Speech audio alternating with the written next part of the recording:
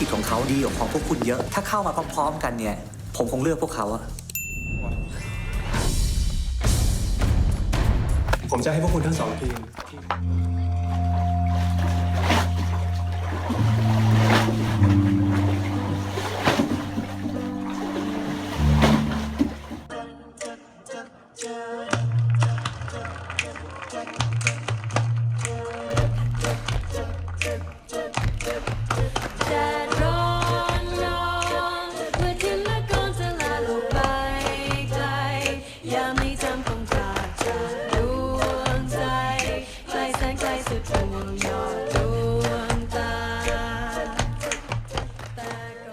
สวัสดีค่ะคุณผู้ชมต้อนรับสู่สินสโมสรรู้ทันบันเทิงจับกระแสวัฒนธรรมกับดิฉันอัญชลีโปสุวรรณค่ะ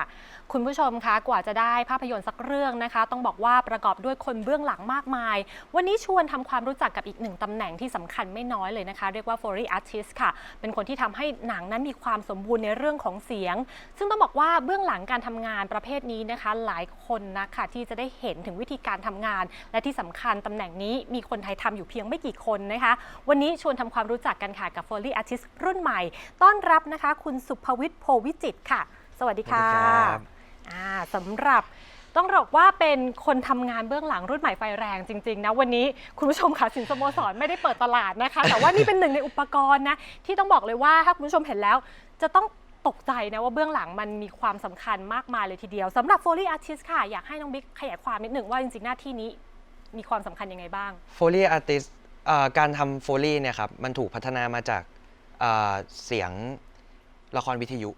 ก็คือสมัยก่อนเขาจะมีเล่นละครวิทยุใช่ไหมครับเวลาที่เขาเล่าเรื่องเขาก็จะมีพวกองค์ประกอบต่างๆอย่างเช่นเสียงเปิดประตูเสียงวางแก้วน้ำให้คนดูนึกภาพตามแล้วก็อินมากขึ้นทีนี้คนที่ชื่อแจ็คโฟลีย์เนี่ยครับเขาก็เอาเทคนิคเนี้ยมาใส่ในภาพยนตร์เพราะว่าเมื่อก่อนภาพยนตร์มันเป็นภาพยนตร์เงียบใช่ไหมครับพอภาพยนตร์เงียบพัฒนามาเป็นภาพยนตร์ที่เป็นหนังพากย์ทีนี้พอมันพากย์เขาได้ยินเสียงพูดแต่ว่าในแอคชั่นของตัวละครเนี่ยมันไม่มีเสียงพวกนี้บางทีคนดูเขาไม่ได้อรรถรสหรือเขาไม่อินไปกับหนังอะไรเงี้ยครับเขาก็เลยใส่เทคนิคตรงนี้เข้าไปให้มันดูสมจริงมากยิ่งขึ้นคนดูก็จะอินกับเนื้อเรื่องมากขึ้นอันนี้ถามแบบถ้าอาจจะไม่ได้มีความรู้เรื่องภาพยนตร์มากจริงๆสมัยก่อนอาจจะอัดได้ไม่หมดแต่ยุคนี้การทำเสียงประกอบเป็นซาวด์อื่นๆมันยังจำเป็นด้วยใช่ไหมคะใช่ครับเพราะว่าเวลาที่ในการถ่ายทำเนี่ยนะครับเขาจะเอาเสียงไดอะล็อกให้ชัดที่สุด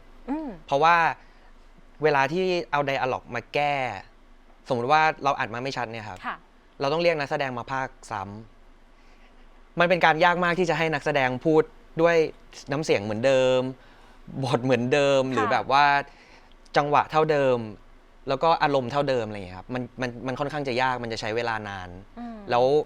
บางทีเราต้องเรียกนักแสดงมาเขาก็จะมีค่าตัวของเขาอะไรเงี้ยมันทำให้บางทีมันเพิ่มคอสเข้าไปอีกเพราะฉะนั้นในตอนถ่ายทำเนี่ยเขาจะเอาเสียงพวกนี้ให้ชัดที่สุดทีนี้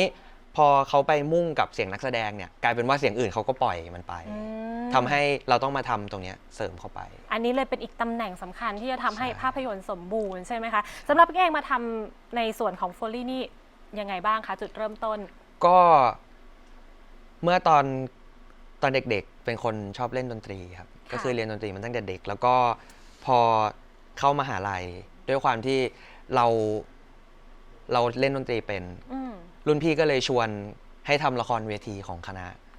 ทีนี้พอเราทำละครเวทีเราก็เริ่มรู้จักแล้วว่าอ๋อมันมีการทำเสียงในภาพยนตร์นะแต่ตอนนั้นเรารู้แค่ว่ามันเป็นการทำดนตรีก็คือเป็นเพลงประกอบเฉยๆเขาก็จะมีสอน Sound on Film ซึ่งเขาก็จะสอนองค์ประกอบทั้งหมดของเสียงเบื้องต้นก็คือมันก็จะมี Sound Effects มี Ambient มี Dialog มีนู่นมีนี่อะไรอย่างเงี้ยครับผมเรียนรู้ว่า Foley อ่ะมันเกิดขึ้นผมเรียนรู้ Foley ตั้งแต่ตอนนั้นว่ามันมี Foley Artist อยู่อะไรอย่างเงี้ยครับและแต่ตอนนั้นยังไม่อยากเป็น Foley อยากเป็น Sound Effects Editor ทีนี้พอปี 3มันต้องฝึกงานผมก็เลยเข้าไปฝึก Sound Effects เรารู้สึกว่าไม่ชอบเพราะว่าบางทีเรามีเสียงในหัวแต่เราหามันไม่เจอว่าไอเสียงที่เราอยากได้มันต้องหาว่าอะไรอย่างเงี้ยครับบางทีเราอยากได้เสียงไม้วอดอย่างเงี้ยครับพอเราไปหาคำว่าวูดมันกลายเป็นไม้ที่กระทบกันหรือเป็นเสียงไม้ก็แก๊กก็แก๊กอะไรอย่างเงี้ยครับทำให้เราคือทั้งที่จริงๆอ่ะเรารู้สึกว่าเราแค่เดินไปหยิบไม้มาหวดทีหนึ่งหน้าไมค์มันก็เสร็จแล้วเนี่ยเราก็เลยเริ่มรู้สึกว่าไม่ใช่แหละ เริ่มไม่สนุกกับมัน เริ่มแบบเริ่มไม่อยากทำอย่างเงี้ย ค่ะจริงๆต้องถามนิดนึงว่าโฟลี่กับ Sound Effect เนี่ยมันเป็นลักษณะเสียงที่แตกต่างกันไหมในภาพยนตร์ Sound Effect มาจากโฟลี่ครับ อืม Sound Effect มาจากโฟลี่เพียงแต่ว่าเขาอัดแล้วเขาก็เก็บไว้ ค่ะ อย่างเวลาเขาไปอัดเสียงรถเนี้ยเขาก็เก็บไว้ อ๋อ หรืออย่างเสียงเปิดปิดประตูเขาเก็บไว้เสียงยิง ค่ะ ปืนเขาเก็บไว้ ทีนี้บางส่วนเนี่ยมันสามารถเอามาอีดิทให้เอามาใช้ใหม่ได้ อย่างเช่นเสียงรถอย่างเงี้ยครับเสียงรถโตโยต้ารุ่นนี้ก็จะเป็นเสียงแบบนี้เขาก็จะอัดเสียงผ่านเสียงอะไรคือมันเอามาใช้ซ้ำได้เรื่อยๆ ค่ะ แต่อย่างบางทีอย่างจังหวะที่นักแสดงเดินอย่างเงี้ยครับเราอัดเสียงเท้าเก็บไว้ได้ก็จริง แต่ แต่ว่า จังหวะ จังหวะไม่เหมือนกัน อ๋อแปลว่า คาแรค Foley เตอ นี่ ร์ คือ ไม่เหมือนกัน ต้องทำสด ใช่ครับ ๆ ดูไปทำไปแบบ ใช่ค นั้ รับ น ใช่ ใช่ไหม จังหวะ คะ ไม่เหมือนกันคาแรคเตอร์ไม่เหมือนกันเสียงรองเท้า ความสกปรกของพื้นรายละเอียดของพื้นไม่เหมือนกันเนี่ยครับมันส่งผลหมดทำให้โฟลี่ถูกแยกออกมาจาก Sound Effects ครับ เป็นอีกศาสตร์หนึ่งจ ใช่ ริงๆ คือภาพยนตร์ที่เราได้ดูกันอยู่ทุกวันนี้ เสียงที่เราเห็นบรรยากาศเสียงเท้าเดินเนี่ยมันมาจากการทำใหม่สร้างขึ้นใหม่ ใช่ครับ ส่วนใหญ่ ช่ เลยไหมคะ หรือทั้งหมดเลย ส่วนใหญ่ครับ ส่วนใหญ่ อย่าง เนาะ อย่างคือจริงๆ เสียงระเบิดอย่างเงี้ยครับเขาก็ไปอัดระเบิดมาจริงๆ แต่ว่าในส่วนของที่จะทำในส่วนของโฟลี่เนี่ยคือเราจะทำพวกเศษที่มันปลิวออกมา เศษไม้ที่มันปลิวออกมาคือมันเป็นเรื่องของรายละเอียด อ๋อ ที่เราต้อง เก็บ เติ ราม ยละ เข้า เอี ไป ยด ใช่ ให้มัน ครับ สมบูรณ์ ใช่ เนาะ ก็คือจริงๆ มันทำงานด้วยกันแหละครับครับ อย่างบิ๊กเองมีผลงานที่ผ่านมาเคยทำให้กับภาพยนตร์เรื่องอะไรมาบ้างแล้วคะ ก็มีเรื่องล่าสุดเป็นเรื่องสารคดี 9 คนละ 9 เชื่อบ้ากล้า ค่ะ 9 ของพี่ตูนครับ แล้วก็กระเบนลาหู มันตา ห เล นัง ค ที่ รับ เพิ่งได้ราง ที่ วัล เพิ่งได้รางวัล เวนิสนะคะ ครับ แล้วก็เพื่อนที่ระลึกมีพรจากฟ้า แล้วก็เป็นแอนิเมชัน9ศาสตรา อืม ครับ แล้วก็มีหนังต่างประเทศเป็นหนังฮ่องกง ค่ะ 情到底係咩？ See You Tomorrow กับที่กำลังจะเข้ามาฉายในเมืองไทยเป็นยุโรปเลเดอร์ ค่ะ ครับ ก็เป็นแบบเรียกว่าไม่ว่าจะหนังไทยหนังเทศแอนิเมชันหรือรูปแบบไหนโฟลี่มันก็คือสิ่งจำเป็นนะทีนี้ชวนคุณผู้ชมมาดูอุปกรณ์ เห็นตรงนี้เนี่ยโอ้โหมันเป็นของใกล้ตัวทั้งนั้นแหละนะคะ ใช่ครับ เป็นสิ่งที่สร้างเสียงได้หมดเลยนะคะ อย่างเช่นอะไรบ้างตรงนี้ อันนี้แปลกใจสุดเลยคือมีผักด้วยนะตรงนี้ ผักนี่ก็ให้เสียงได้เหมือนกัน ให้ ค่ะ อย่างผักนี้เราเอามาทำเป็นเสียงเวลากระดูกหักหรือหักกระดูกอย่างเงี้ยครับ กระดูก ใช่ เอ๊ะกระดูกกับผักนี่มันดูความหนานี่ต่างกัน แต่มันใกล้เคียงกันได้ ใช่ครับคือ ค่ะ มันจะมีความกรอบ อ๋อ เวลาเราหักอ ค่ะ ยู่คือถ้าเราหักกระดูกจริง ๆ มันเสียงมันจะแค่ป๊อกอะครับ แต่พอถ้าสมมติผักมันจะมีเยื่อของมันอยู่ทำให้ ไหน ทำให้ ขอฟัง รู้สึก เสียง ว่าแบบเจ็บอะไรอย่างเงี้ยครับ หื อย่างเงี้ยครับ หักป๊อกเลยนะ ใช่เวลาที่เราจับแล้วก็ตัวละครก็อย่างเงี้ยครับ อะไรอย่างเงี้ย ถ้าไม่มองผัก ถ้าจินตนาการตามโอ้โหอันนี้ใช่เลยนะคะ ครับ กำลังแบบเป็นฉากบู๊เลยนะคะ ครับผม อันนี้คือเราต้องไปเลือกชนิดผักเองเลยไหมคะ ใช่ครับเพราะว่ามันก็จะมีหลายอย่างมีคะน้าบ้างมีซึ่งความกรอบมันไม่เหมือนกันไง อ๋อ ครับ ค่ะ เราก็ต้องไป อันนี้ เลือก อันนี้ เง ชนิดอะไรคะอันนี้ อันนี้เป็นซาลารี่ ซาลารี่ ครับ อันนี้ป๊อกได้มากที่สุด ใช่ครับใช่มันด้วยความที่มากที่สุดแล้วก็มันมีคือเส้นใยของมันจะเหมือนจะยึดได้ดียึดตัวได้ดีกว่าเนี่ยครับมันจะมีเวลาเราบิดอะไรอย่างเงี้ยครับ มันแบบม้วนเลยนะ ใช่ครับ นะคะ ครับ มีพริกมีพริกด้วย พริกหวานใช่ครับพริกหวานมันก็จะคล้ายๆตัวซาลารี่เนี่ยครับ ค่ะ เพียงแต่ว่ามันจะมีความเป็นลูกของมันอยู่อย่างเวลาที่เราทำแบบกะโหลกแตกโดนหัวฟาดอะไรอ อ๋ ย่าง อ เงี้ย อันนี้ ครับ ตามโครงเลยนะใหญ่ขึ้น ใช่ มาหน่อย ใช่เราบางทีเราก็เอามาต่อยบ้างอย่างเงี้ยครับ หันแล้วก็หลกยุบ ใช่ เลยนะ หรือแบบอย่างเวลาที่พอฟาดจังหวะที่เขาฟาดเราก็ต้องบิดอย่างนี้ครับมันก็กึกครับอะไรอย่างเงี้ โอ้ ย โห แล้วก็มาฉีก อันนี้คือใช้ก็จะเป็นหนังแอคชั่นหนังบูนี่จะได้เห็น ใช่ครับใช่ คืออันนี้มันต้องเกิดจากการสังเกตเองเรียนรู้เอง หรือว่าตำรามีบอกไว้ไหมคะว่าผักชนิดนี้แหละจะได้ให้เสียงกระดูกแบบนี้ ทั้งหมดคือตำราของโฟลี่อะครับไม่ว่าจะเป็นจากคนอื่น จากตัวเองหรือจาก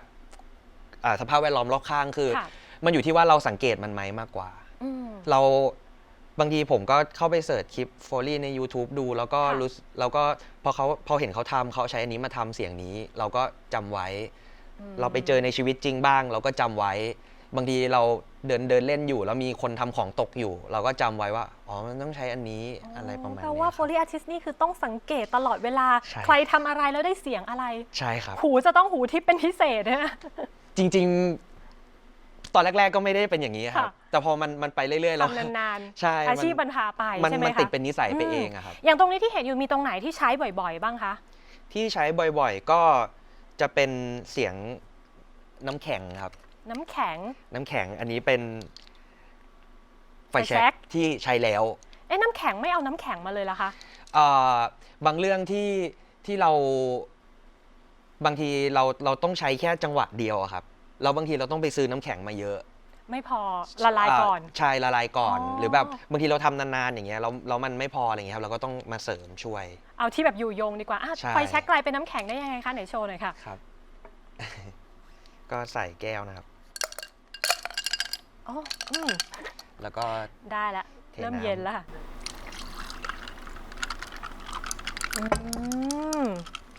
เป็นน้ำแข็งที่ถาวรไม่ต้องละลาย ใช่ เนาะ ครับ อันนี้คือเป็นการแก้ปัญหาของอาร์ติสต์เองด้วยเนาะว่าจะทำยังไงให้ของที่มันอยู่ใช้งานได้นาน ใช่ครับ คืออเราต้องนึกเสียงให้ออกว่าเสียงของมันเป็นยังไงอะครับ บางทีบางอย่างมันไม่มีเสียงเราก็ต้องพยายามเสาะหาให้มันมีเสียง ค่ะ ขึ้นมาอะไรอย่าง อ เงี้ ย่าย งอุปกรณ์บางส่วนนี่ดูใช้งานมายาวนานเนาะ อย่างตรงข้างหน้านี้อะไร ครั คะ บ แต่นึกภาพไม่ออกเลย อันนี้ ค่ะ เป็นผ้ากับ อ่า ตัวตะกร้าอย่างงี้ครับ อันนี้มันเกิดจากที่ผมทำ sound effect แล้วผมรู้สึกหงุดหงิดมากกับการทำเสียงปีกนก คือที่เขามีอยู่มันไม่ได้ดั่งใจว่าอย่างนั้น ใช่ครับ บางทีจังหวะมันไม่ มันไม่ ซิงก์กับ ได้ ภาพบ้าง อืม มันเสียงมันไม่ ค่ะ ได้บ้างอะไรอย่างเงี้ยครับ เราก็เลยรู้สึกว่าเสียงปีกนกเนี่ยมันเหมือนเสียงอะไรสะบัด เสียงผ้าสะบัด เราก็เลยไปเอาผ้ามาติดกับไม้แล้วก็ลองสะบัดดูอะไรเงี้ยครับแล้วมันก็เอ้ยมันใช้ได้อะไรเงี้ยแบบอะไรเงี้ยพออย่างเวลาชนกิ่งไม้นกบินเร็วๆก็ ทีนี้พอเราได้ปีกนกแล้ว ด้วยความที่นกมันก็มีหลายประเภทใช่ไหมครับ โจทย์ตอนนั้นรู้สึกว่าจะต้องทำปีกไก่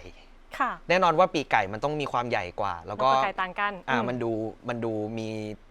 มีขนที่มันยาวกว่า ค่ะ แล้วก็ขนมันจะใหญ่กว่าอะไรเงี้ยครับผมก็เลยต้องการเสียงขนมันด้วยเสียงแกรบๆด้วยอะไรเงี้ยครับก็เลยไปได้เจ้าตัวนี้มา เอามาผสมกัน มันก็จะได้เป็นแบบปีกไก่ที่แบบใหญ่ๆแล้วสะบัด โอ้โหขนไก่ล่วงด้วยนะคะอันนี่สมจริงมากเลย โทษครับ ค่ะ เนี่ยครับประมาณนี้ อ๋อ อันนี้มันก็เนาะผสมผสานหลายอย่างคือต้องช่างสังเกตจริง ๆ ใช่ไหมคะ ด้วยครับ อย่างเมื่อกี้ที่บอกมีสารคดีของพี่ตูน ครับ 9 คนละ 9 แล้ว ครับ อย่างที่เห็นตรงนี้มีรองเท้ามาด้วยนะคะ ครับ ซึ่งต้องบอกว่าเราก็ต้องมีการวิ่ง ครับ ให้เหมือนพี่ตูนเลยวิ่งแบบพี่ตูนเลย ใช่ครับใช่ก็วิ่งตามก้าวแกเลยครับ ค่ะ ทีนี้จริงๆเนี่ยเรามีโอกาสได้ไปเยี่ยมสตูดิโอเนาะของคุณบิ๊กด้วย ต้องบอกว่ารองเท้าเนี่ยไม่ใช่แค่แบบเดียวใช่ไหม ครับ รองเท้านี่มีเยอะมาก มีเยอะ ลทีดีว มากครับมีส้นสูงคือในเรื่องหนึ่งเขาจะมีคาแรคเตอร์หลายตัวใช่ไหม ค่ะ ครับแน่นอนว่าแต่ละตัวก็จะใส่รองเท้าซ้ำกัน อ่าฮะ อย่างสมมุติว่าเป็นหนังเกี่ยวกับเกิร์ลกรุ๊ปแก๊งหนึ่งก็จะใส่ส้นสูง4 คน เพราะฉะนั้นเราจะมีส้นสูงคู่เดียวไม่ได้ เราต้องมีสัก2 คู่ ต้องดูแมสส้นให้เหมือนกันเลย ไม่จำเป็นต้องเหมือนกันคือเราเน้นความหลากหลายไงครับ ค่ะ เราเน้นความหลากหลาย ให้มันมีเสียงหลากหลาย แล้วความหลากหลายนั้นอ่ะเราเอาไปจับกับคาแรคเตอร์ของแต่ละคนได้อีกทีหนึ่ง อืม คนนี้มั่นใจคนนี้ดูเป็นบอยๆหน่อย คนนี้ดูแบบสบายๆอะไรอย่าง โอ้ เงี้ โห ย ต้อง ค อ่า รับ นคาแรคเตอร์ตัวละครด้วย ใช่ครับ อย่างพี่ตูนล่ะคะ ถ้าจะวิ่งแบบพี่ตูนให้มันได้แบบเสีย พี่ งเหมื ตู อน น กัน คาแรคเตอร์ที่วางไว้ก็คือเป็นคนหนักแน่น เพราะว่าในสิ่งที่แกทำแกต้องแบบว่ามีความเชื่อ ค่ะ แกเป็นคนหนักแน่น แล้วก็เป็นคนที่วิ่งเป็นคนที่วิ่งเป็นกับคนที่วิ่งไม่เป็นจะต่างกัน แล้วบิ๊กวิ่งเป็นไหม ผมวิ่งไม่เป็น อย่างนี้ยากไหมล่ะ แต่ว่า คะ เราสังเกตไงครับเราสังเกตว่าแกวิ่งเนี่ยแกเอาส้นเท้าลง อ๋อ ถ้าคนวิ่งไม่เป็นคือจะเอาปลายเท้าลงอะครับเขาจะ ค่ะ ตับเลย อย่างวันนี้มีรองเท้าที่บอกว่าใช้ทำเสียงตอนสารคดีเรื่องนี้ด้วยนะ ใช่ครั คะ บ เดี๋ยวให้บิ๊กลองให้ดูนิดนึงว่า ได้ จังหวะแบบพี่ตูนเนี่ยยังไงบ้าง ได้ครับได้ ค่ะ คือรองเท้าแกแพงครับ แต่เสียงรองเท้าที่แพงทุกคู่จะเสียงไม่ดี คือเสียงมันจะแบนๆมันจะแปะๆ อันนี้คือไม่ต้องเหมือนกับในหนังห ใช่ รือเหมือน ครั กับบ ที่เขาใส่จริง ใช่ ๆ แต่ อัน ว่า นี้ เอาให้เสียงได้ เรา น้น เอา แบบ มา นั้น จับกับคาแรคเตอร์ให้เขาดูแบบ ดูเป็นคนหนักแน่นแมนๆหน่อย โอ้โหอย่างนี้เราต้องไปลองรองเท้าหลายคู่ไหมคะ ใช่ครับ ก่อนจะได้เสียง ก็ ตูน เดินไปที่ร้านแล้วก็เคาะรองเท้าฟังดู คืออยากให้ได้แบบเสียงคาแรคเตอร์แน่นๆมั่นคง ใช่ครับใช่ อ่ะ ใช่ ไหนลองขอดูจังหวะนิดนึงค่ะ ตามปกติของโฟลี่อยู่แล้วนะครับ ก็คือโฟลี่จะต้องเอาเสียงส้นเท้าเดิน เพื่อให้รู้สึกว่าไปข้างหน้า อย่างเงี้ยครับ อันนี้ แล้วเวลา คือเดินปกติ ใช่เดิน ค่ะ ปกติครับ แล้วเวลาแกวิ่ง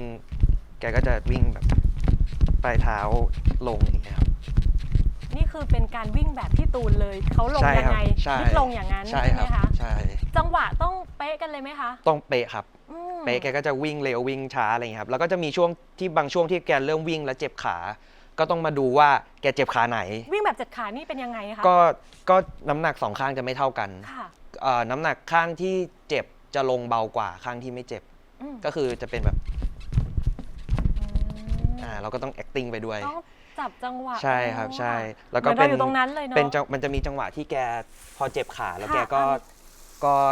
เดินเข้าไปที่พงหญ้าใช่ไหมครับ แกก็จะเดินแล้วก็เดินเข้าไปในพงหญ้า อันนี้ก็เป็นเสียงหญ้าแล้วก็นั่ง อะไรอย่างเงี้ย แบบนี้นะคะ ครับ วิ่งแบบแมนๆก็มีแต่เมื่อกี้บอกวิ่งแบบสาวๆก็มีเหมือนกันอย่างที่เตรียมมา ส้นสูงก็ต้องซื้อเองเนาะ ใช่ครับ ค่ะ ต้องซื้อเองครับก็ ใส่ได้ใส่ เป็น ถนัดไม่ถนัดแต่ก็ต้องทำ เป็น ใช่ไหม ประสบการณ์ที่แปลกๆดีครับ ทุกครั้ง ต้อง ที่ ไปเลื เว อก ลา ส้น ไป สูง เลือกส้นสูงไปซื้ออย่างเงี้ยครับ อย่างยกตัวอย่างสักเรื่องเลยที่เราได้ใส่ส้นสูงสวมบทนางเอก พรจากฟ้าครับ ก็เป็น คนไหนเอ่ย เป็นวี อ๋อเป็นวีเวลเลต เลต เนาะ ครับ ก็เดินอะไรอย่างเงี้ยครับ เขาต้องแบบในเรื่องต้องแบบเข้าหาท่านชายอะไรอย่างนี้นิดนึง ใช่ นะคะ ใช่ครับ โอเค อันนี้เป็นส่วนของอุปกรณ์เนาะที่บางทีก็คือเกิดจากการที่เราสร้างสรรค์คิดเอง แต่บางครั้งเนี่ยมันก็เรียกว่าต้องใช้อารมณ์ การถ่ายทอดอารมณ์ เหมือนกับเราเป็นนักแสดงด้วยเหมือนกันเนาะสำห ค รั รั บบ Foley Artist ใช่ครับ ก็คือเราเป็นนักแสดงทางด้านเสียงนะครับ อืม คือเรานอกจากที่เราจะต้องทำให้มันซิงค์ทำให้อะไรแล้ว เราเน้นอารมณ์เป็นหลักอะครับ ค่ะ บางทีถ้าก้าวมันไม่ตรงหรือจังหวะไม่ได้อะไรเงี้ยครับ หรือเสียงไม่ได้ แต่ว่าอารมณ์มันแมทกับภาพ แล้วมันดูแล้วมันรู้สึกใช่อะไรเงี้ยครับ อืม ก็สามารถผ่านได้เหมือนกัน ค่ะ อย่างเรามีเบื้องหลังนิดนึงเนาะจากที่เรียกว่าเป็นประสบการณ์การทำงานนะคะ เรียกว่ามันต้องใช้ทั้งตัวทั้งใจนะ ครับ บางส่วนดีกว่าจะได้แต่ละเสียงคุณผู้ชมไม่ใช่เรื่องง่ายเลยนะคะอ่ะอย่างดูภาพนี้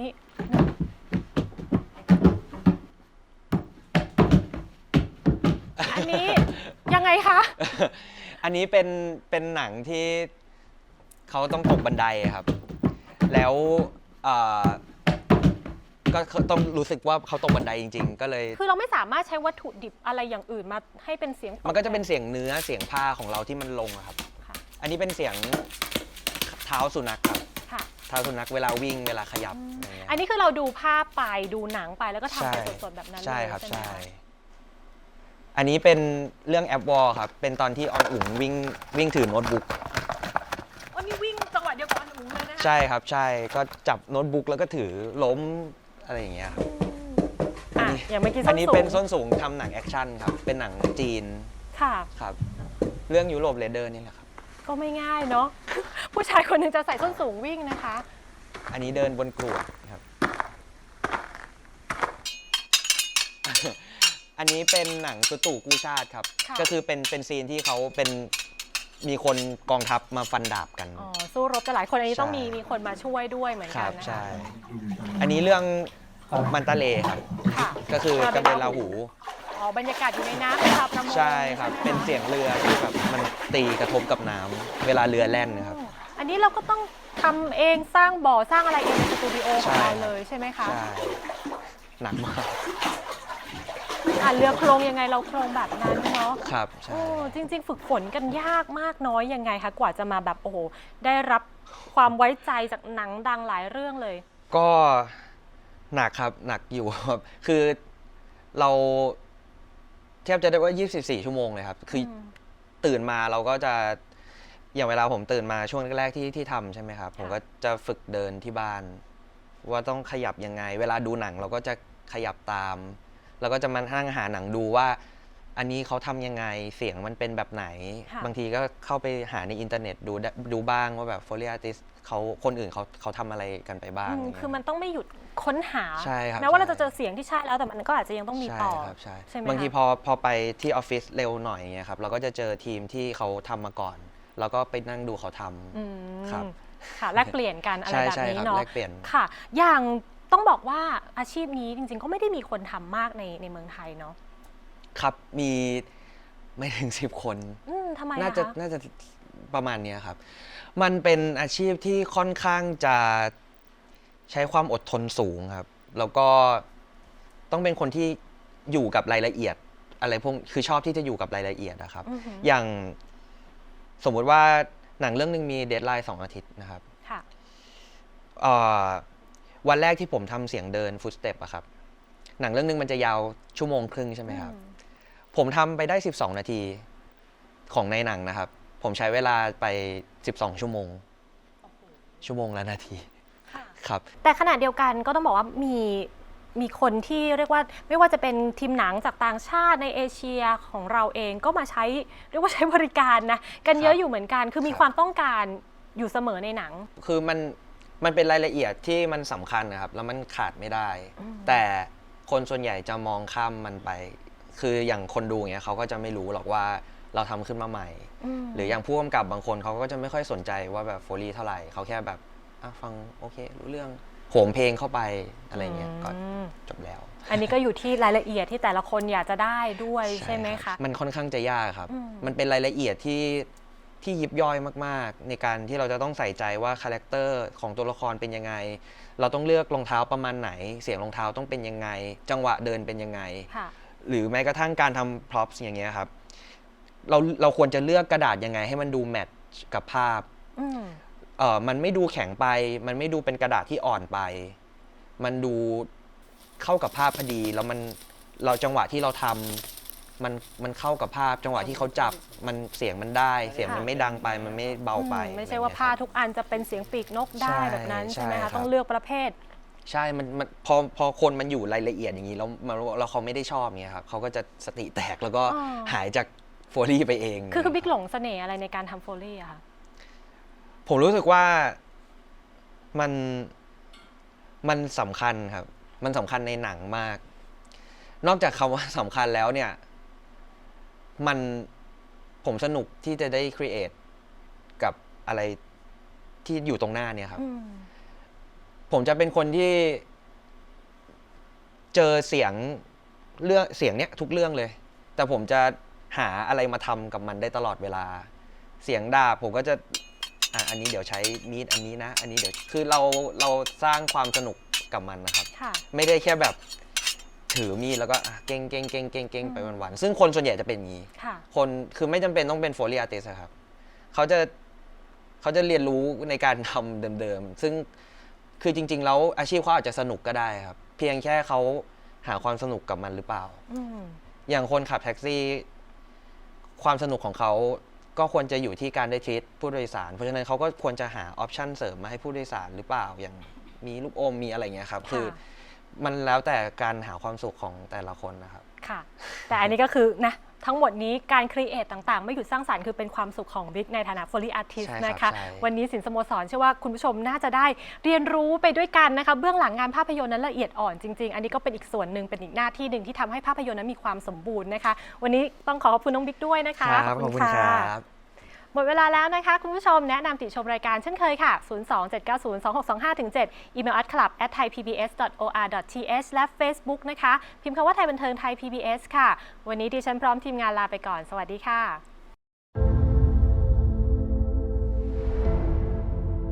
ที่ตูนบอดี้สแลมครับมาอีกแล้วกับโครงการ9 คนละ 9 เพื่อ 11 โรงพยาบาลทั่วประเทศ ระยะทาง 2,191 กิโลเมตร เบตงจังหวัดยะลา ถึงแม่สายจังหวัดเชียงราย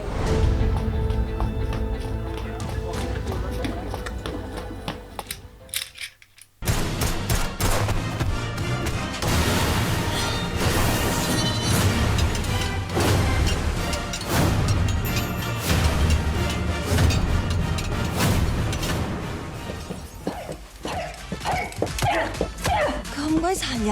擺到人啊嘛，係要對自己狠一點㗎。